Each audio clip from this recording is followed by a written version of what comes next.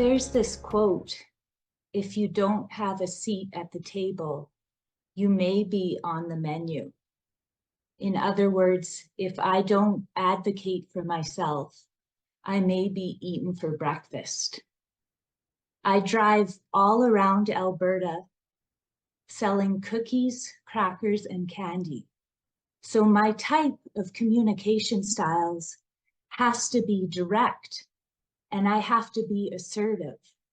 And other people perceive this, or they can perceive this, as impatient and demanding. But really, I'm just trying to do my job. I've been assertive from a young age. When I was 17 years old, after I got out of the psychiatric hospital, I had to go for testing on the second floor to go see a psychologist. And he laid this puzzle down in front of me, and he had a stopwatch in his hand, and he showed me how it had to go back together, each piece. And then I was timed to do it. So I had my hand up in the air and I was ready to go. I put this puzzle back together and I failed to get in the last 3 pieces of the puzzle. Then the psychologist moved on to the Rorschach tests, the ink blots. And I was creative in my answers. I know that I was creative. And I don't think that he appreciated that very much. One of the ink blots, when it looked like a butterfly, I said something like, "Oh, it looks like a tooth fairy because of the wings." And another ink blot, I said something like, "Oh, it looks like an old-fashioned telephone." And the psychologist was like, "An old-fashioned telephone?" And I'm like, "Yeah, my dad has one in the garage." And then another answer I gave was, "Oh, it looks like a marionette, like a puppet on strings." Well, after the test, the psychologist hauled my parents into the room, and he said that I would not finish school. Not that I would not even finish high school. I wouldn't finish school, and that I should go to some small specialized school. So I went and had a tour of this small specialized school. And then after, I went back to my psychiatrist and I was assertive in my answer and I used direct communication. And I said, "No, I'm not going to the specialized school. I'm going back to high school." And I went back to high school and I struggled that year in math so much. Whereas the year before, I had almost got an A. Well, I had to get a tutor that year to help me just pass math. And I was also luckily on student council that year. So I had a key to the student council room.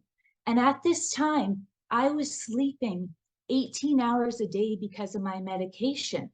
So I was the only one who had a spare in second period. So I would turn off the lights and lock the door and go to sleep on the couch. And that is something that helped me get through the year in my high school year.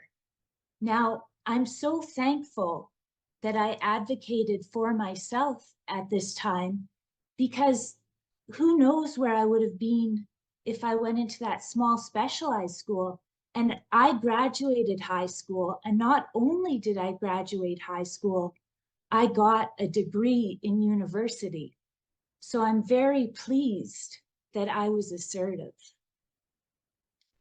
Now back to today, where I go to work and I sometimes come across big burly men. And they do intimidate me and they scare me sometimes because they're not always the friendliest. And I remember one day I had this candy booking that I had to do. And I went into this customer and I said, to myself, I said, I want to sell 4 candy display shippers. So I went into them and I said, hey, how's it going? And I said, we have this candy booking. I think you should book 6 candy display shippers. And they said to me, what? Are you mad? And I said, no, I think you could do it. I was confident in my answer and I was assertive. And they said, we'll take 4. And I was like, bingo, the trick worked.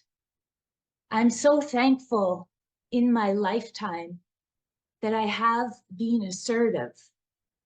And if you sometimes do have a hard time being assertive, I know there are other types of communication style, but people sometimes do have difficulties being assertive. And just remember my story and how I may not have made it through things if I did not say no, and if I did not advocate for myself. So this is just my food for thought. Thank you.